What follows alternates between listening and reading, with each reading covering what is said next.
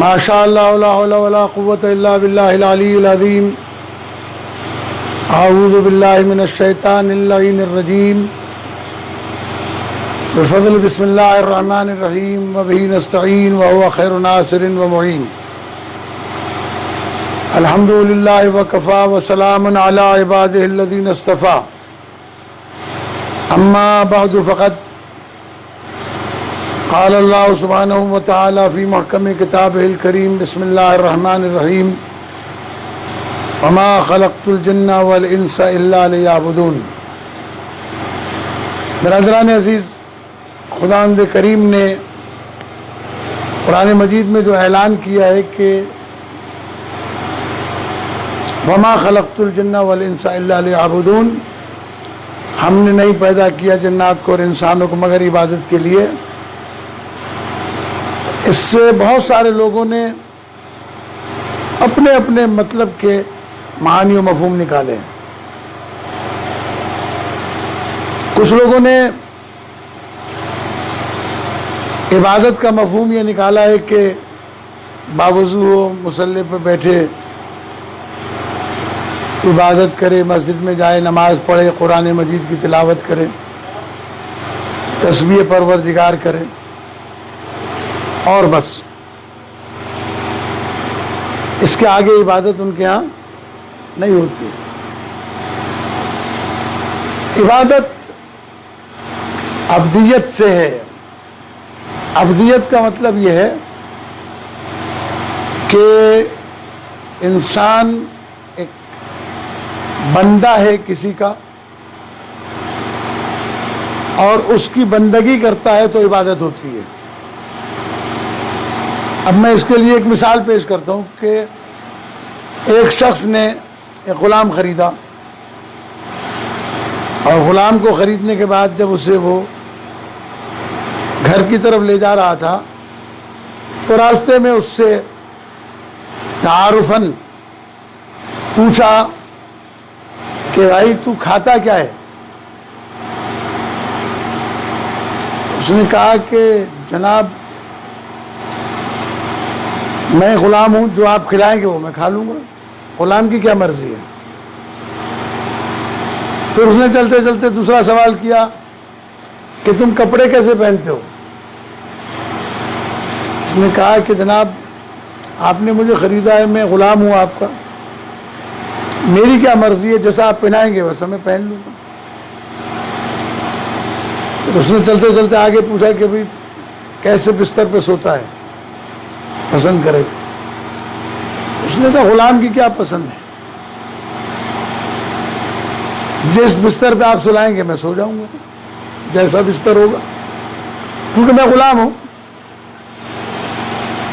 یہ آدمی رونے لگا، اتنے میں گھر قریب آ گیا، گھر میں داخل ہوا، روتا ہوا، غلام ساتھ تھا۔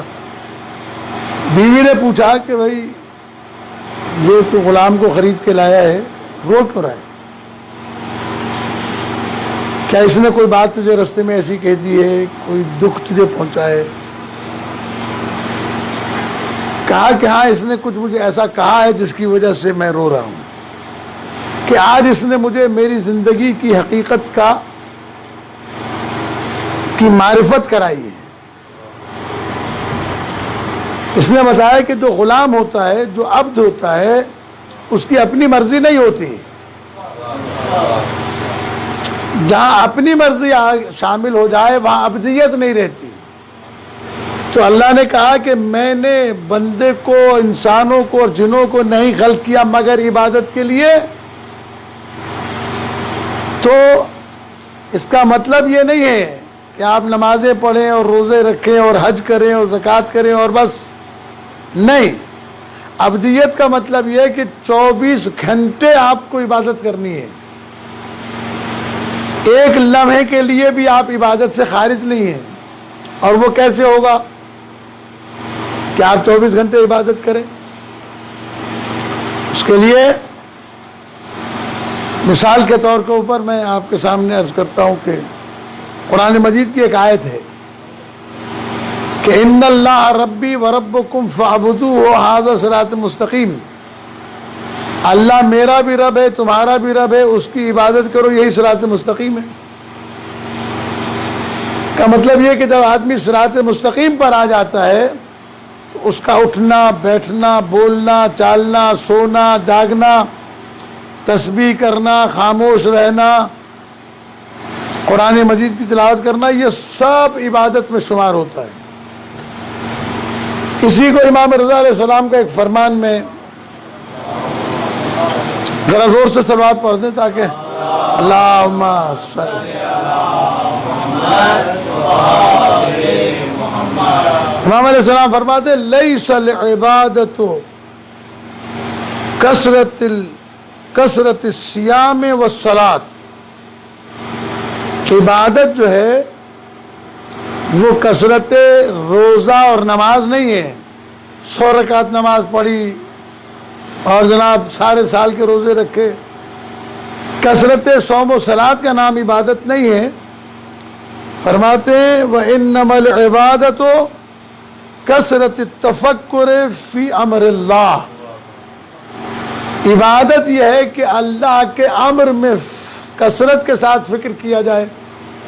وہ کثرت کے ساتھ فکر کیا کہ خوشحالی ملی ہے مجھے, غم ملا ہے مجھے, دکھ ملا ہے مجھے, یہ وبا آئی ہوئی ہے, آج گرمی بہت زیادہ ہے, آج سردی ہے, آج میں بالکل ٹھیک ہوں, آج مجھے کوئی تکلیف بیماری ہوئی ہے. یہ ساری چیزیں یہ سوچنے کے لیے ہے کہ میں بیمار ہوا ہوں تو کیوں, میں آج بالکل ٹھیک ٹھاک ہوں تو کیوں. یہ تکلیفیں اور یہ وبائی امراض جیسا کہ اس وقت کورونا کی وجہ سے لوگ پریشان ہیں, 2.5 مہینے سے لاک ڈاؤن اور لوگ گھروں کے اندر بیٹھے ہوئے ہیں. وہ یہ سوچ رہے ہیں کہ کورونا کا علاج کیا ہے, لیکن انہوں نے یہ نہیں سوچا کہ یہ وبا آئی کیوں ہے. اگر وہ یہ سوچ لیتے کہ یہ آئی کیوں ہے تو یہ مسئلہ بالکل آسان ہو جاتا. اس لیے کہ اگر اس کی تکلیف سمجھ میں آتی, اب ہم اگر اس کو دیکھیں غور کریں تو ہمارے معاشرے میں جتنی برائیاں تھیں اتنی ہی باقی ہے یا اس میں کچھ کمی واقع ہوئی ہے.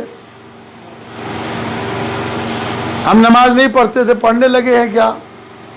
ہم قرآن نہیں پڑھتے تھے, پڑھنے لگے ہیں کیا؟ ہم جھوٹ بولتے تھے, چھوڑ دیا ہے کیا؟ ہم غیبتیں کرتے تھے, ختم ہو گئی ہے کیا؟ ہمارے اندر کسی قسم کا کوئی تبدیلی پیدا ہوئی ہے؟ اس لیے کہ آفتیں آتی ہیں, بیماریاں آتی ہیں تو یہ کفران نعمت کی وجہ سے بھی آتی ہیں. اللہ تبارک و تعالیٰ نے کہا قرآن مجید میں لَإِن شَكَرْتُمْ لَأَزِيدَنَّكُمْ, اگر میرا شکر کرو گے تو میں نعمتوں میں اضافہ کروں گا. إِن كَفَرْتُمْ لَإِن كَفَرْتُمْ إِنَّ عَذَابِي لَشَدِيدٌ, اگر تم نے کفران نعمت کیا تو میرا عذاب بڑا سخت ہے. اب کفران نعمت کیا ہے؟ میرے پاس زمین ہے, گندم اتری, جو اترا, فصل آئی, زکوٰۃ دینا, سوال ہی پیدا نہیں ہوتا. اگر زکوٰۃ دوں گا تو مال کم ہو جائے گا. یہ کفران نعمت ہے کہ لیا رزق جس سے وہ مانگ رہا ہے اس کو نہیں دینا, سال پورا ہوا خمس نہیں دینا. اللہ نے مجھے رزق دیا ہے, میرا بھائی پڑوسی میرا عزیز مومن ضرورت مند محتاج کسی بھی وجہ سے بیماری کے لیے دوا نہیں ہے, بچوں کی تعلیم کے لیے پیسہ نہیں ہے, گھر میں مثلاً آسائش کے لیے پنکھا نہیں ہے, گرمی میں بچنے کے لیے گھر کے اوپر صحیح معنی میں چھت نہیں ہے, اور اللہ نے مجھے پیسے دیے اور میں نہیں دیتا. فقیر کو دروازے سے خالی لوٹاتے ہیں, معاف کر بھائی, کتنی دفعہ دن میں زندگی ہم فقیر سے معافی مانگتے ہیں. یہ ساری چیزیں کفران نعمت میں شامل ہیں کہ ہم تو اس سے مانگے روزانہ, یا اللہ روٹی دے, یا اللہ روزی دے, یا اللہ کاروبار میں برکت دے. تو ہم فقیر کو اس لیے نہیں دیتے کہ یہ عادی مجرم ہے, روزانہ مانگتا ہے. اللہ بھی تو پوچھے گا ہم سے، تو بھی تو روزانہ مانگتا ہے یہ، یا اللہ مجھے معاف کر دے، میرا بھائی مجھ سے ناراض ہے، دوست ناراض ہے، میں اس سے ناراض ہوں، وہ معافی مانگنے آتا ہے، میں معاف کرنے کے لیے تیار نہیں، اور پھر کہتا ہے یا اللہ مجھے معاف کر دے، اللہ کہتا ہے تجھے کیسے معاف کر دوں؟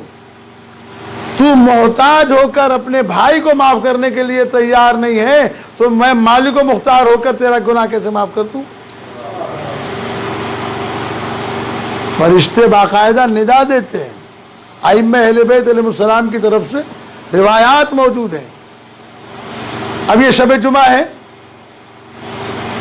شب جمعہ دعا کی شب ہے، آج 4 بجے سے لے کر کل 4 بجے تک دعاؤں کی قبولیت کا وقت۔ ہر شب جمعہ ہمارے مرحومین ہمارے در پر آتے ہیں، روایات موجود ہیں، ارواح آتی ہیں ان کی، مغرب تک وہ انتظار کرتی ہیں کہ ہمارے پاس کچھ ہے بھیجنے کے لیے ان کے پاس یا نہیں۔ ہم ٹی وی دیکھ رہے ہیں، ہم دوسرے کاموں میں مصروف ہیں، اتنا بھی نہیں ہوتا کہ ہم کم سے کم ہاتھ اٹھا کے ایک بسم اللہ الرحمن الرحیم، ایک اللہم صلی علی محمد و آل محمد کا تحفہ اپنے مرحومین کو بھیج دیں۔ توجہ ہی نہیں ہے، احساس بھی نہیں کرتے کہ آیا ہمارے دروازے پر ہمارا مرحوم آیا ہوگا، آج ان کی روح آئی ہوگی، تو کم سے کم اس وقت مجھے تھوڑا سا وقت نکال کر ان کے لیے کوئی کار خیر کروں، کسی غریب کے گھر ایک وقت کا کھانا دے دوں، ایک 10 روپے کسی فقیر کو دے دوں، یا کوئی سورہ حمد کی تلاوت کر دوں، کچھ نہ کچھ کر دوں۔ حقیقت یہ ہے کہ عبادت کے مفہوم کو نہ سمجھنے کی وجہ سے ہم نے قرآن مجید کو بھی اپنے مطلب کے لیے رکھا ہوا ہے۔ گھر میں قرآن ہے، برکت ہوگی، پڑھیں گے سمجھیں گے نہیں، اور پڑھیں گے بھی تو یا ماہ مبارک رمضان میں تلاوت کریں گے اس کی، یا پھر کوئی مر جائے گا تو اس کے لیے وہ بھی بڑی مشکل سے۔ قرآن سمجھنے کے لیے آیا تھا کہ ہم اس کے مفاہیم کو سمجھیں، اس سے ہدایت لیں، اس سے رہنمائی لیں، لیکن ہم نے قرآن مجید ہی کو تفرقے کا باعث بنا دیا۔ ہر آدمی اپنی مرضی سے آیت کی تعویل و تفسیر کر رہا ہے، تو اتنے سارے جرائم جہاں معاشرے میں جمع ہو جائے کہ آج امت مسلمہ کو اگر قرآن مجید کے احکامات پر اکٹھا کیا جائے، کتنے لوگ ہیں جو اس کے لیے آمادہ ہیں، کتنے لوگ ہیں جو اس کے لیے تیار ہیں؟ ہمارے شادیوں میں، ہمارے غم میں، ہمارے زندگی کے اندر ہمارے رواج، ہمارے رسم آڑے آتے ہیں، قرض لے کر بھی رسم پوری کرنی ہے، رواج کو پورا کرنا ہے، لیکن قرآن مجید کے مطابق اپنے ہاتھ کو روک کر دنیا اگر ہمیں ملامت کرتی ہے تو قرآن کہتا ہے کہ مومن وہ ہے کہ لا یخافون لومۃ لائم، مومن وہ ہے کہ جو ملامت کرنے والوں کی ملامت سے نہیں ڈرتا، وہ وہی کرتا ہے جس میں اللہ اور رسول و اہل بیت کی خصوصیت ہوتی ہے۔ اور یہی سکھانے کے لیے امام حسین علیہ السلام نے مدینہ چھوڑا تھا۔ یہ جو کربلا بسائی ہے امام نے، کیوں؟ کیا وجہ تھی؟ کیا سبب تھا؟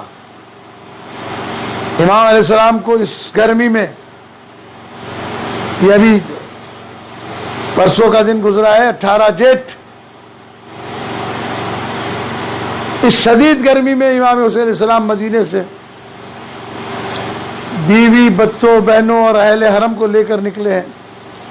مشورہ دینے والوں نے تو مشورے دیے کہ اس موسم میں نہ جائیں، بچوں کو لے کے نہ جائیں۔ تقاضائے بشریت اور تقاضائے دنیا یہ تھی کہ اس موسم میں بچوں کو ساتھ لے کے نہ نکلتے، لیکن تقاضائے دین یہ تھا کہ جائیں تاکہ دین کو محفوظ کریں۔ میرے دوستو، یہی وجہ تھی کہ امام حسین علیہ السلام نے فرمایا ان لم یستقم دین جدی الا بقتلی فیا سیوف خذینی، اے نانا کے دین اگر میرے قتل کے بغیر تو سیدھا نہیں رہ سکتا تو آؤ تلواروں میری گردن حاضر ہے۔ اور یہی وجہ ہے کہ امام حسین علیہ السلام نے کربلا کے اندر آخری سجدے میں جو دعا مانگی وہ دعا یہی تھی، جو مناجات کی پروردگار عالم کی بارگاہ میں کہ ترکت الخلق طرا فی ہواک وایتمت اللیالی لکی اراک، اے اللہ میں نے مخلوق سے منہ موڑا ہے تاکہ تیری بارگاہ میں آ جاؤں، بچوں کو یتیم کیا ہے تاکہ تیرا دیدار کروں۔ کیسی مشکل تھی وہ جناب سیدہ سکینہ سلام اللہ علیہا نے جو مرثیہ پڑھا ہے اپنے بابا کے قتل پر، کتابوں میں لکھا ہے کہ اے بابا کس نے آپ کی گردن پر تلوار چلا دی، بابا کس نے آپ کی رگیں کاٹ دی، بابا وہ کون تھا جس نے آپ کو پیاسا قتل کر دیا، بابا آپ کے بعد اب یتیموں کی خبر گیری کون کرے گا، بابا میں نے آپ کے بعد تماچے کھائے، بابا اب جھڑکیاں کھاتی رہی، بابا ہمارے ساتھ وہ ظلم ہوا، ہمیں بازاروں میں پھرایا گیا، ہمیں درباروں میں لے جایا گیا۔ اس قربانی کو ہم یاد کریں اور اس کی حقیقت کو سمجھنے کی کوشش کریں، خداوند کریم ہماری مصیبتوں کو دور فرمائے گا۔ باراللہ بحق محمد و آل محمد ہمیں مفہوم عبادت کو سمجھنے کی توفیق عنایت فرما، زمانے کے امام کے ظہور میں تعجیل فرما، حضرت بقیت اللہ کے ظہور میں تعجیل فرما۔ باراللہ بحق محمد و آل محمد ہمارے والدین کی مغفرت فرما، درجات کو بلند فرما، ہمارے تمام مرحومین علماء کرام کو درجات کو بلند فرما، اس وبائی بیماری سے ہمیں نجات عطا فرما اور اس سے نصیحت حاصل کرتے ہوئے گناہ کبیرہ و صغیرہ سے توبہ کرنے کی توفیق عنایت فرما، واجبات پر عمل کرنے اور حرام سے محفوظ رہنے کی توفیق۔ ربنا تقبل منا انک انت السمیع العلیم برحمتک یا ارحم الراحمین۔